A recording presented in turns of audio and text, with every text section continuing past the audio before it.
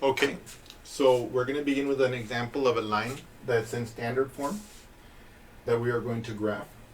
I'm going to graph it in two different ways. The first way I'm going to do is I'm going to find the x and y intercepts of the line. And the second way I'm going to do it is I'm going to convert it into slope and intercept form. So let me first begin with the first technique. By the way, the reason why I'm going to show you both techniques is because I want you to realize number one, that not each problem can be done only in one way. And even if you might only be interested in one technique or the other at this moment, I want you to see each time I do a problem, some of the different ideas available for you, and also just to not be afraid of like learning multiple techniques at the same time, because obviously in the real situation, you're gonna apply different techniques depending on what is more important at that time. Okay, let's get started. So the first thing we're gonna do is we're gonna say, okay, so I'm gonna find the x-intercept. Okay. So this will be the point on the x-axis where this line will cross. What is true about every point on the x-axis? Think about it for a moment. Every point on the x-axis has something in common. Aha. They must have y-coordinate 0. Okay? So what I'm going to do is I'm going to set the y equal to 0. And I'm going to solve for x. So here, if I look at this problem, this will become 3x plus 4 times 0 equals 12, right? Because I'm setting the y equal to 0. Now, what is 4 times 0? Anything times 0 is 0, so this becomes 0. So this simplifies to 3x equals 12. Here I have 3 times x equals 12. What's the opposite of multiplying by 3? Dividing by 3.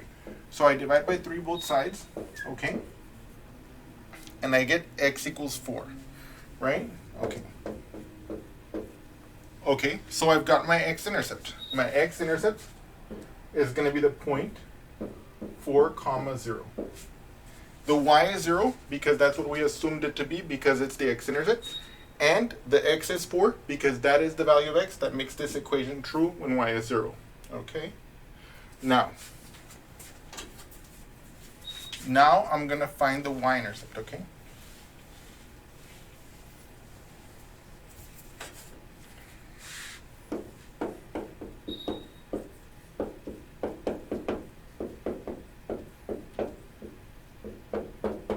What am I going to do? Now we're going to ask what is true of every point on the y-axis. And if you think for a moment, you'll realize that every point on the y-axis has x coordinate 0. So if I want to find the y-intercept, the point on the point of the line that crosses the y, I have to set the x equals to 0 and solve for y.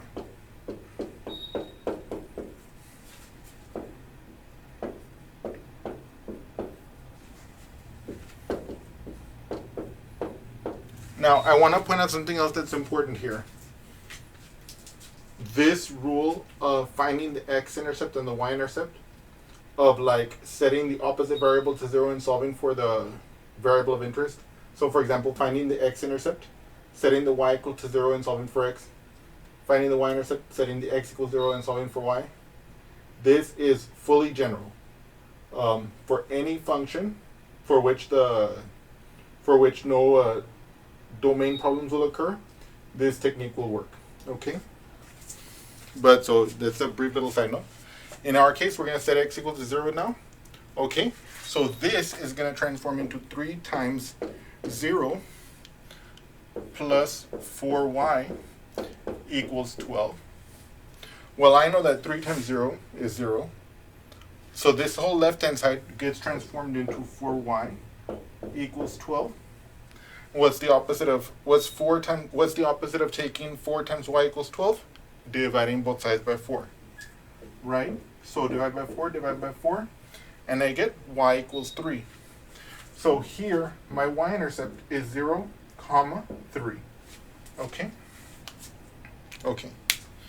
So So now I'm prepared to graph this, okay? So I'm gonna come over here and I'm gonna make my X and Y axis. Now here you'll notice that my X-intercept and my Y-intercept both just require the positive X and Y values. So this is my X and this is my Y axis, my X axis, okay? Let me see here. 1, 2, 3, 4. Right? Okay. 1, 2, 3, 4, 5. Let's say here is 3. Right? So now we remember whenever we're plotting a point, the first coordinate is how far along the X. The second coordinate is how far along the Y. So I'm going to go 4 along the X and 0 on the Y for this first point here. I'm going to do this one in blue. Okay? So it'll be right here, okay? And then this one, this is 0, 3. So it's going to be 0 along the X, 3 along the Y. Okay, I'm going to put that point here. I'm going to put it as a circle, but it should be filled in, but I don't want to mess up the marker. Then I'm going to connect these. Oops. Worst line I've ever drawn. Like this. Oh my God, is that the worst line I've ever drawn? Oh well, when you guys are at home in your notebooks, you guys can use a ruler, okay? But the most important thing I want you to get from this is that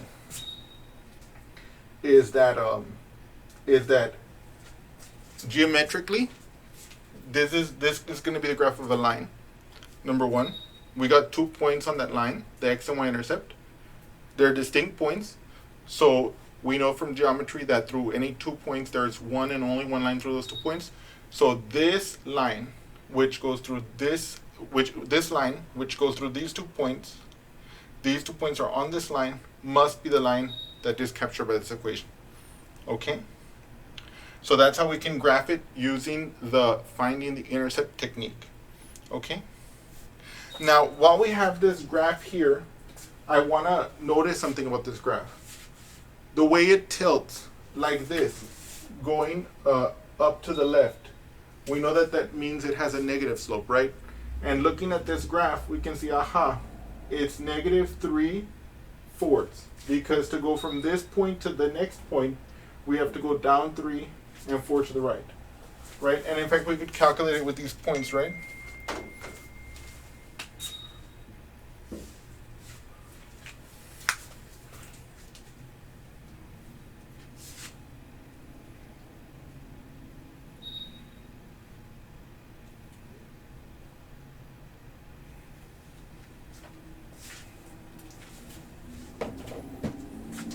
Okay.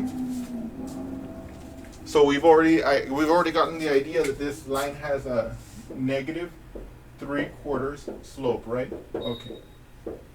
And we already have the intercept, right? The y-intercept is 3. Right?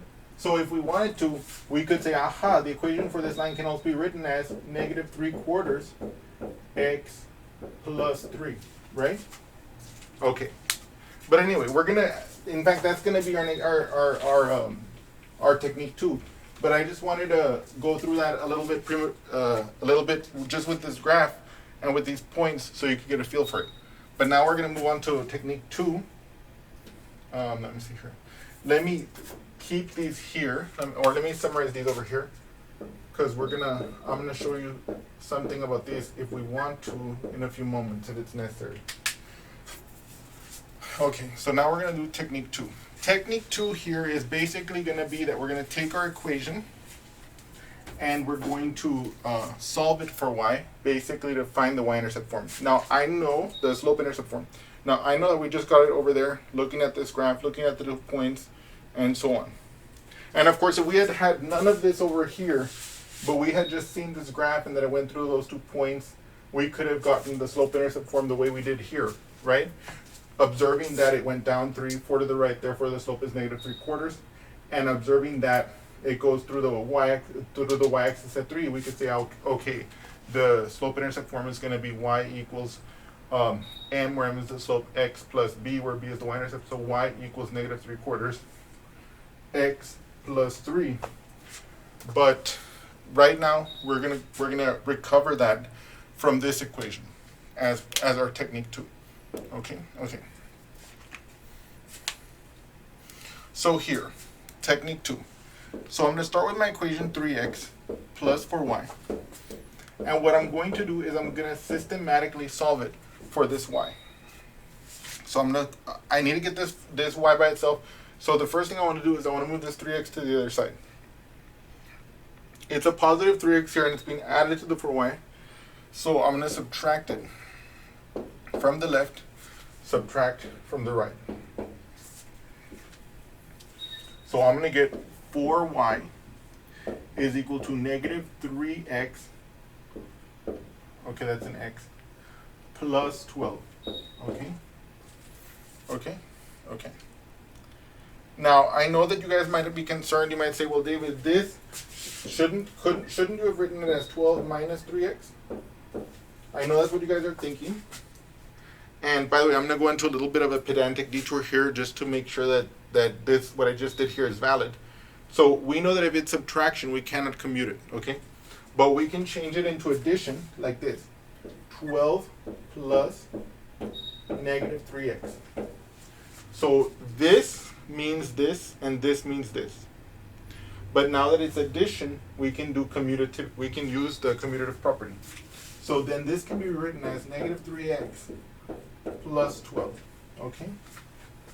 And then here I can remove the parentheses.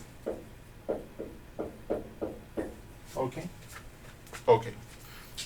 So what I did here shows the validity that 12 minus 3x would be the same as this. Okay. In any case, it's not necessary, but I want to try and get it as quickly as possible to the form y equals mx plus b. So by writing it like this, I'm already getting closer to that form. And what I showed you here is that this is fully justified. So here I can look at subtraction. I can rewrite subtraction as an addition problem. I can then use the fact that addition is commutative to arrive at this result. And then I can see that I can just remove my parentheses and I get this. Okay.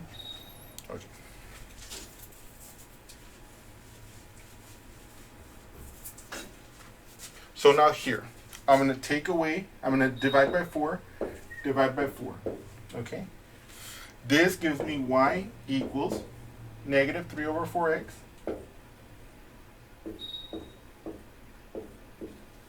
plus 12 divided by 4 is 3. Okay. So now, so this second technique basically can be summarized as follows. I take my original equation in standard form, I solve it for y to get the slope-intercept form, right? To rewrite it in the form y equals mx plus b. And once I've written it in that form, I know that whatever the m is, in this case negative 3/4, is the slope, and I know whatever the b is my y-intercept, provided of course that no algebraic or arithmetic errors were made. So now here, if you notice, I already have the graph written here, right? But so what I'm going to do is I'm going to redraw it from scratch. Okay?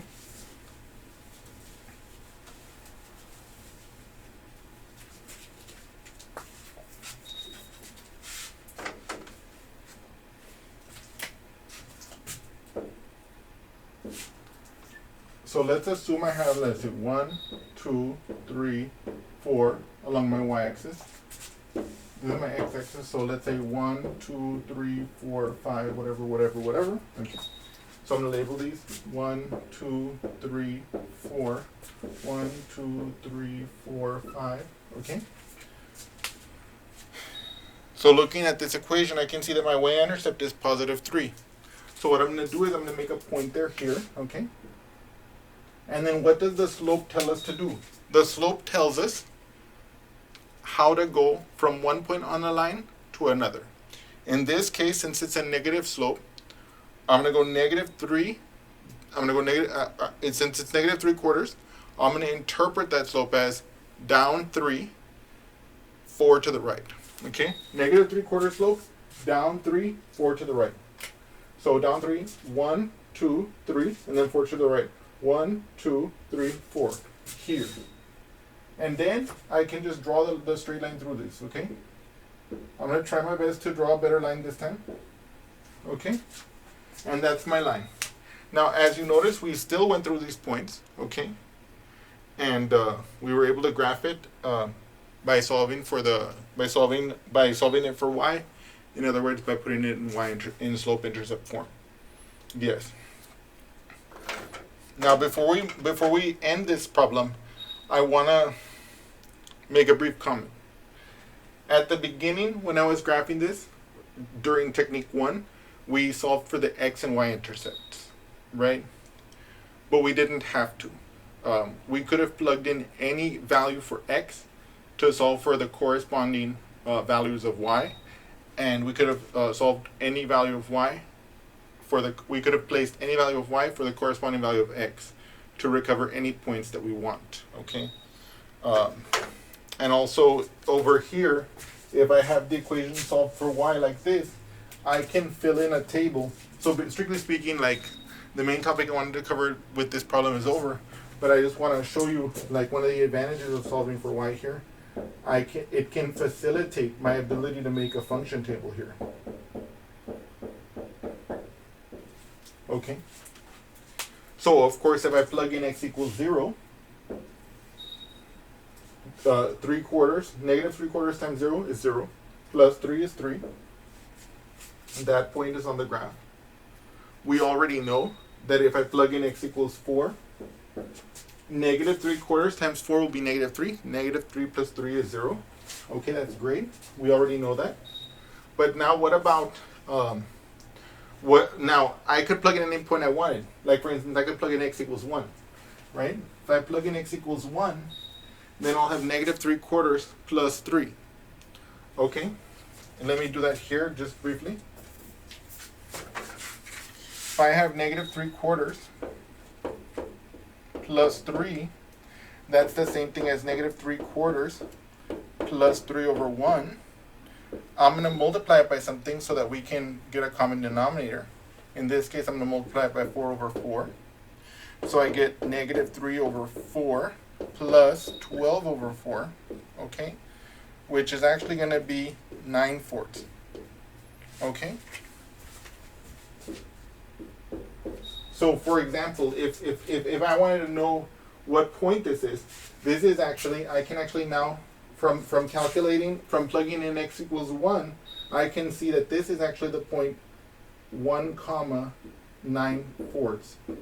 Or in other words, if you wanted to say it a different way, 2 1/4. And we can see that it makes sense that it looks like it's slightly above the 2, because in fact it's 2 1/4. And I could plug in x equals 2, right?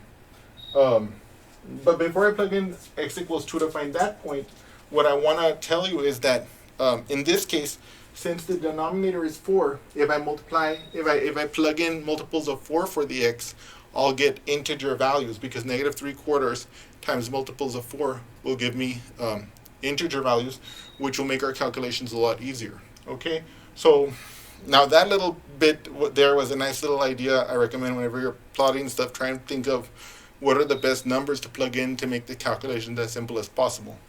But anyway, there's this example, and I hope you enjoy it, and we'll continue to see together lots of other examples. Thank you.